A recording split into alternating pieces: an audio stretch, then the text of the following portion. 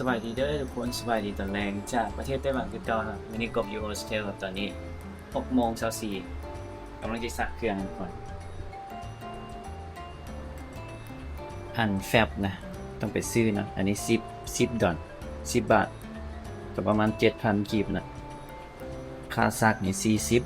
40แล้วเดี๋ยวโค้ดสักเครื่องเนาะพวกเฮากับยูนี่อันนี้เป็นคืนที่4แล้วเด้ปอนเหรียญใส่เท่าไหร่ต้องเป็นเหรียญ10เนาะพอบ่ล่ะเนี่ยเหรียญ50ก็บ่ได้อีกนะมันมีตัวซักเครื่องแล้วก็มีเตาอบอยู่นอกเนาะอันนี้เป็นห้องน้ำนี่มีแต่ห้องอาบเนาะคันที่เข้าน้ำที่เหนียวสิหยังต้องเป็นอยู่นอกเดี๋ยวตอนเงินก่อนเหรียญลายนะเหรียญ10เด้อโอ้เบสตาร์กะบ่ดนนะทุกคน37 นาที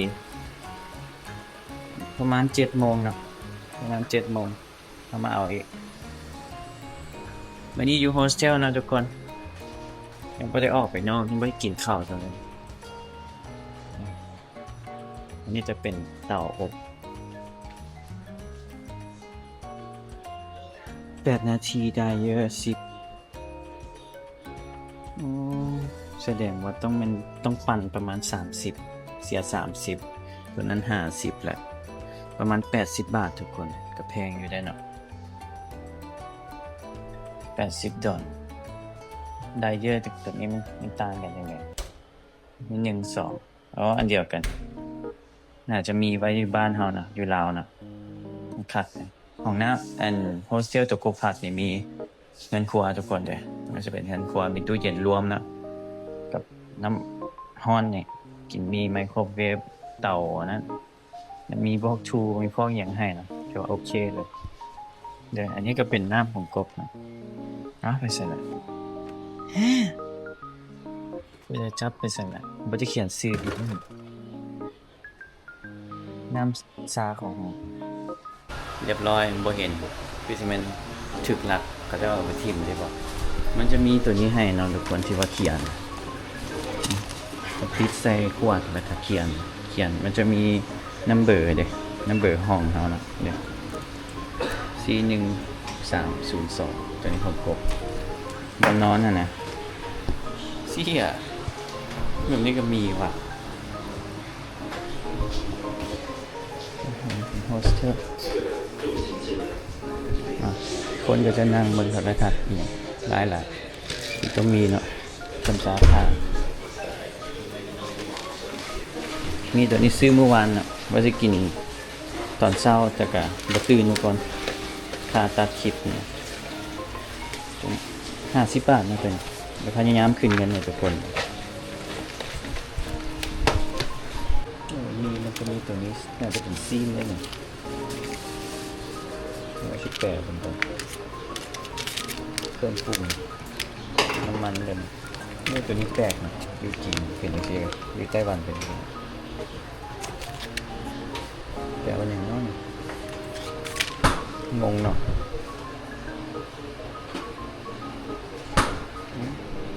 งานเลี้ยงติทานแพ็กเกจเนื้อหม้อไฟเผ็ดซีนอยู่ไหนนี่ซีนตัวนี้ซีนอยู่นะซัมซาถามีซุปเนาะโฮสเทลตัวนี้จะมีครบเนาะมียาสระผมมีครีมนวดมีเจล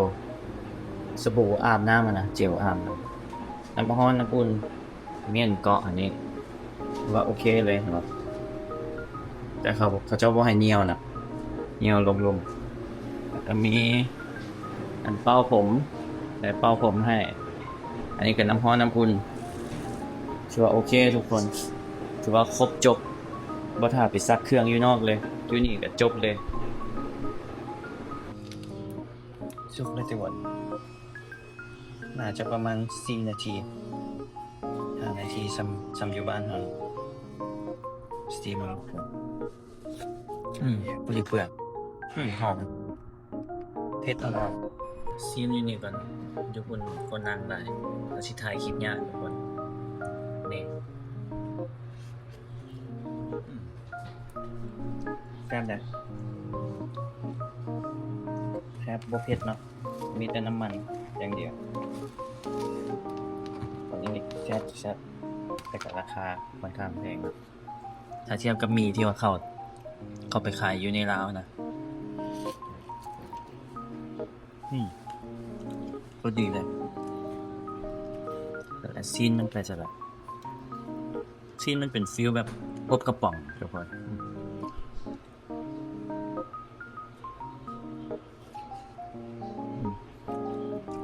ดีเลยรสชาติจะนัวเนาะแล้วก็จะส้มอ่อนๆคือมะเขือดอง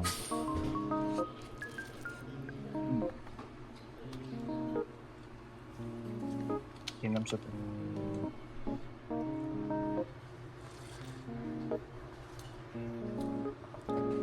เรียบร้อยพอดีกินอิ่มสักแล้วทุกคนมีถุงผ้าเนาะ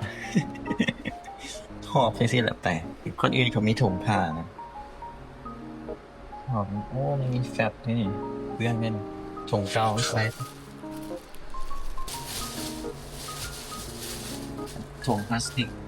เอาไว้ใส่เครื่องภาษามาหนิมว่าเห็นพลาสติกใช่ไหมเซเว่นกับใช้จับเอาเนาะใช้ใต้ถุงผ้าอัดโลกคือคิวเดียวอยู่อินโดเลยอินโดกับมันมีถุงแผ่พลาสติกแล้วล่ะมีมาเที่ยวจริงๆแล้วมีแบบอยากได้อยู่ที่นั้นเลยเนาะปั่นก้อนเหรียญเซนอันนี้สองตัวนี้เนาะสองกบใส่เป็น40นะทุกคน32 นาทีน่าจะแห้งอยู่ตีเนาะคือสิแห้งเลยเพราะว่าจื้อตอนอยู่มาเลเนาะตอนอยู่มาเลกับอันนั้นเด้ก็ประมาณนี้เนาะ30 นาทีรวมทั้งหมดถึง90 บาทแพงอยู่นะสักเครื่องเท่านึงเงินเท่าไหร่เนี่ย64,000 กีบ95 บาทนะ3 ดอลลาร์ทุกคนสักเครื่องเท่านึงอันนี้ขนาดว่ากบอันนั้นได้นี่กบบสักเลยเนาะถ้าเครื่องมันบ่มีอันนุงจึงมาสักอันนี้แปลว่าอย่างไรมันอาจจะมีบอกกันบ่อยเดี๋ยวลองเข้า Google แปลมันมาเที่ยวไต้หวันหรือว่าเที่ยวประเทศจังซี่นะมันง่ายทุกคนมันแปลถ่ายรูปแปลเสื้อผ้าหนากางเกงยีนส์เสื้อป้ายประมาณ30-40 นาทีผ้าห่มเตาอบ45 นาทีผ้าบางมันจะบอกมันจะระบุเฮาก็บ่ได้ select กันนั้นเลยได้นี่เฮาบ่ได้ select กันนั้นเลยเนาะทุกคนมันมีเดียมเลยนี่มันน่าจะมีความร้อนอีหยังเนาะอันนี้เป็นกลางลืมว่ามันคือตอนซักอยู่มาเลเซียมันจะมีเย็นมีร้อนมีอุ่นเนี่ยปกติเนี่ยฟาดว่าไปแล้วบ่แห้งซะเนาะที่แห้งอยู่ที่บอกแปลก่อน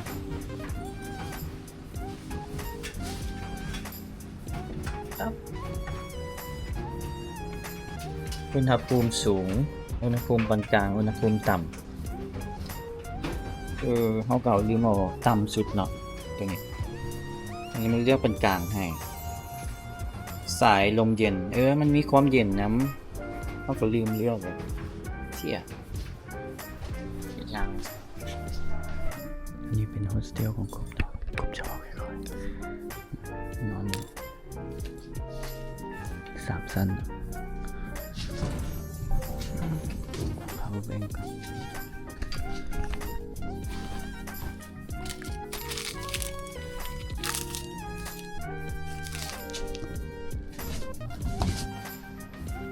มันก็ถือว่าโอเคเลยแต่ว่าเมื่อกี้กบพาเข้าไปโฮสเทลบนนอนกบเนาะเค คืนละ20 ดอล20 ดอลเดี๋ยวสิขึ้นแล้วนะทุกคนเลยก็นักเนาะตอนนี้ก็ท่า30 นาทีเบิ่งเลยซะเพราะว่ามันใช้เวลาดนเนาะ$20เด้บ่แม่นนั่นเด้643 บาท432,000 กีบก็นักอยู่เนาะทุกคนนักเลยแหละละ30 นาทีกินข้าวอิ่มแล้วไปซอกของบ้านก่อนซอกขนมมายำก่อนโฮสเทลหั่นมันก็โดยรวมโอเคได้ทุกคนมันอยู่ละแวกกลางเมืองเลยนะ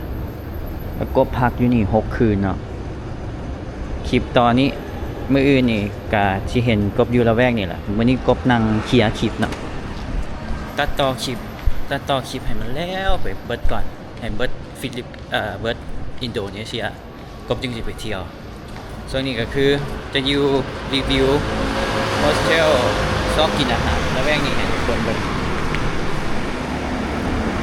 เซเว่นมี Family Mart อยู่หั่นน่ะ Family Mart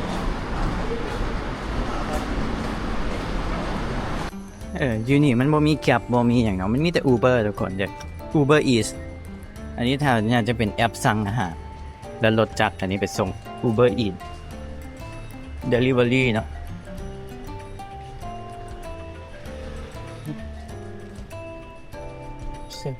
บ่มีเซเว่นเนาะเข้า Family Mart ก็ได้เซเว่นอยู่หั่นไปเซเว่นเหรอ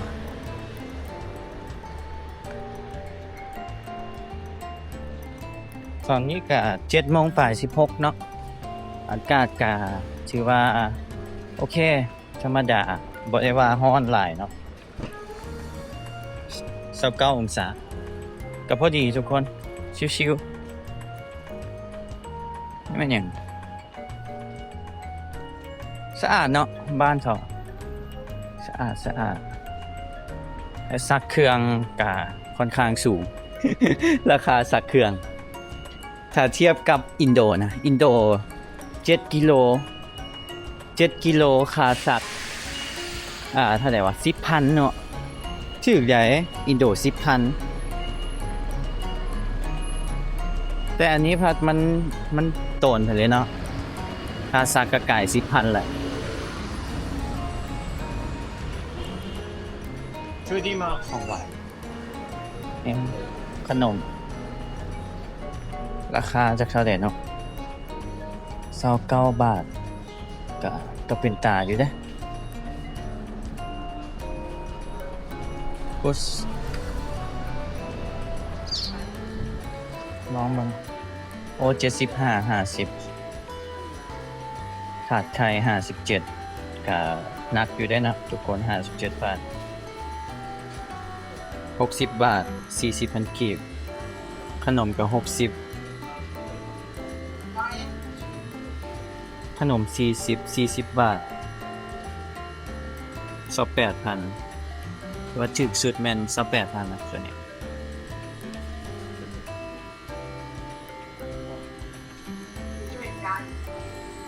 เอาอย่างน้อมาเนี่ยมันจะเอาจากอันนึง2 อันทุกคนลองกินเบิ่งเนาะเพื่อมีคนใจดีสปอนเซอร์เด้ส่งซุปเปอร์แตงเข้ามาเนาะแม่นเนี่ยขอบใจเด้อขอบใจเลี้ยงขนมเนาะมื้อนี้32โอ้อันนี้50เป็นแซนด์วิชเนาะ52 บาท 35,000โอ้ตัวนี้เป็นกระแซบเลยน้องเจ้าตัวนี้มัน40เนาะ29,000 กีบ42 บาท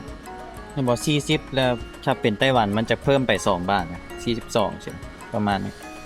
จะไล่ซ้ำกันเลย42กับ42 บาท40กับ40 บาท50กับ50 บาทมันจะง่ายทุกคนเอาตัวนี้ก่อนก็2 อันเนาะมันมีตัวนี้คือดีแซมอยู่2 อันกินเลยจากราคาเท่าไหร่เนาะมาเบิ่งกันเด้อ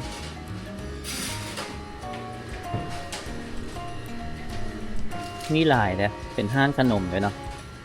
เนี่ยพวกติ่มซำพวกอะไรก็มี25บาท35 42อันนี้เป็นของทอดก็มีเนาะ35แพงเนาะพวกไก่ก็มีไก่เท่าไหร่ไก่ตุ๋นพวกเครื่องเอียนตุ๋นเนาะต่างๆ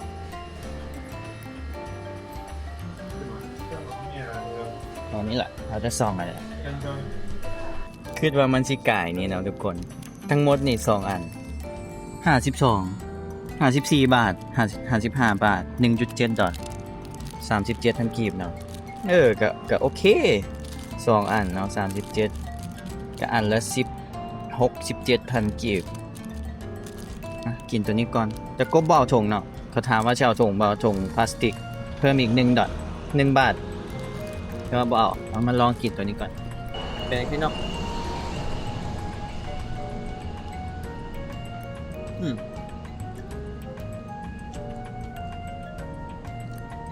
ข้างในเป็นอย่างวะก็เป็นพวกผักใช่ปะกินแล้วรู้สึกว่ามันเย็นๆมาไม่เป็นใส่แอปเปิ้ลทุกคนว่าทุกคนพูดมันเป็นอย่างว่าทางงานหอมแอปเปิ้ลน่าจะใส่ครีมใส่โดยรวมกินแล้วเย็นดีจ้ะรู้สึกแบบสดชื่นขึ้นมาแอปเปิ้ลทุกคนแอปเปิ้ลมันฝรั่งครับอ๋อแอปเปิ้ลผลมันฝรั่งอันนี้เอาไว้กินชอบจัดไปชอบกินอย่างยูเซเว่นต่อกันเป็นซาเป็น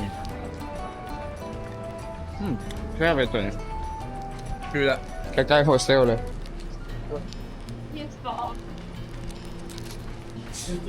เขาเซเว่นมันบ่มีกระตาถิ่มในหลีเลยทุกคนเนี่ยบ่มีแต่ก็ยังสะอาดนะตัวลายก็จะเป็นพวกยาสูบเศษเป็นจุดนี่โดยตามพื้นนี่ซื่อๆทงยางบ่กระป๋องบ่มี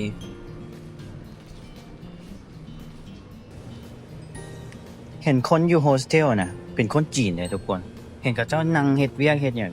ก็บ่ฮู้เนาะเขามาเที่ยวบ่หรือว่าเขาหยังก็บ่เข้าใจเขาเจ้าคือกันเนี่ยส่วนหลายเห็นเขาเจ้ากินแบบพวกจังซี่แหละมีกล่องข้าวกล่องอีหยัง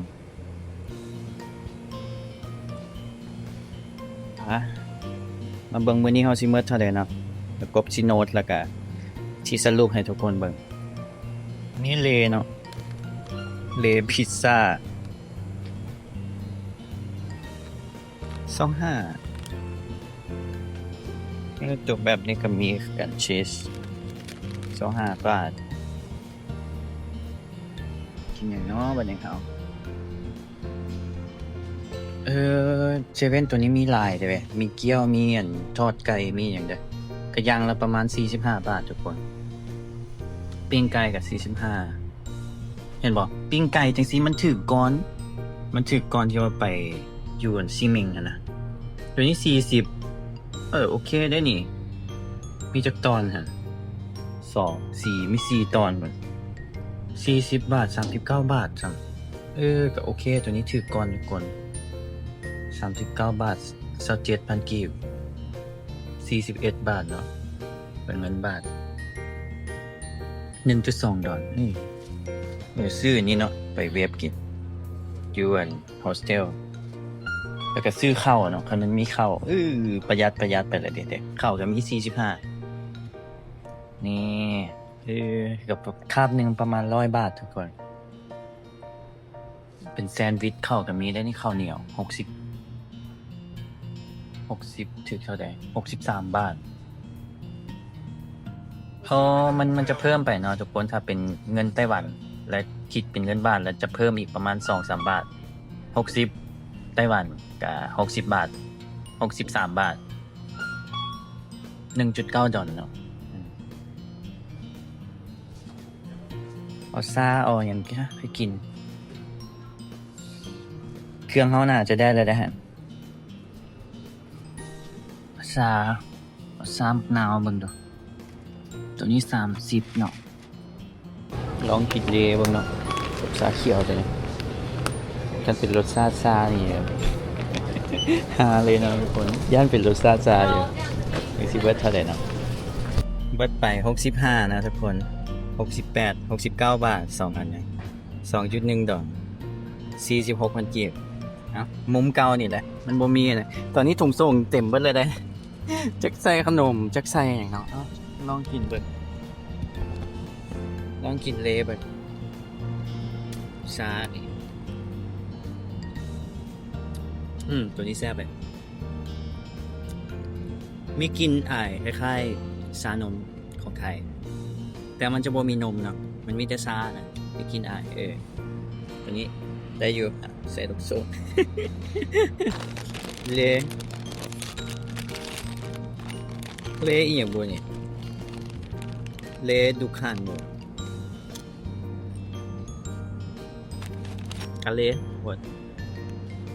แต่มันมีกลิ่นอย่างนั้นจ้ะไม่กลิ่นแบบตุ๋นอาหารจีนไม่กลิ่นแบบเขาเรียกอย่างเครื่องยาจีนนะกินตุ๋นเนาะแล้วก็มีกินข้าวหมูอ่อนๆเนี่ยกินข้าวหมูเลยไปกลับไปสตาร์ทเครื่องแล้วครับ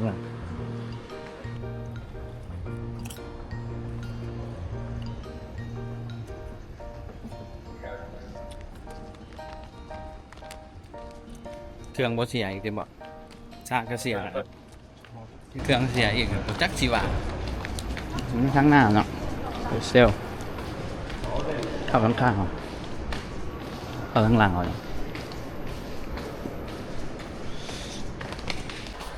พอดีอุ่นทุกคนพอดีแห้งอุ่นเลยเนาะ30 นาทีพอดีขาดเลยพับเครื่องไว้ก่อนนะพับเครื่องก่อนนี่จะมีผ้าเสร็จตัวมานะ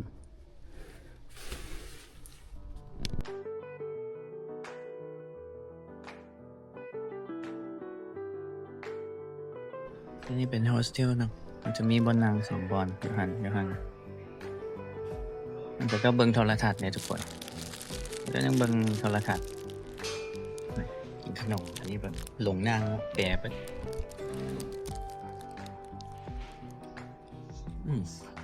มะพร้าวใส่มะพร้าวก็มีกินหมกนัด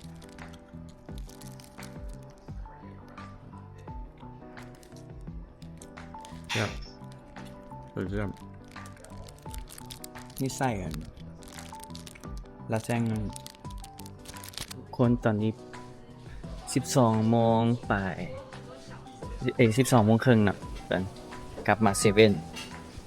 กินเบียร์ก่อนนอนกันวันนี้กินเบียร์นี่แล้วทุกคน65 บาทแพงอยู่ได้นี่เดี๋ยวมื้ออื่นสิลองตัวนี้มื้อต่อไปลองตัวนี้ค่อยๆลองนะนี่62อาซากิซูเปอร์ดรายกินบ่วะตัวนี้ก่อนใช่เมื่อวานมื้อที่1เขากินตัวนี้เนาะมื้อที่2มื้อที่1ตัวนี้กับก็ซิล่าอยู่ใส่ละก็ซิล่าแล้วเมื่อวานกินตัวนี้มื้อต่อไปจะกินตัวนี้ลองตัวนี้ก่อนได้มีนะทุกคนอาหารเช้ามื้อกับนี่กับเบียร์เบิดไป100ซิมเบียร์ก่อนแล้วก็ปิดคลิปซะก้นเบียร์นี่เนาะ Green Label กิน Label แอลกอฮอล์ 4.5% เอ้าเสียงที่คุ้นเคยโอ้โห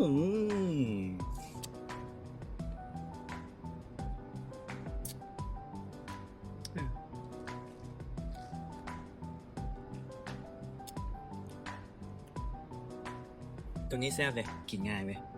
หอมเนาะมีกลิ่นหอมอร่อย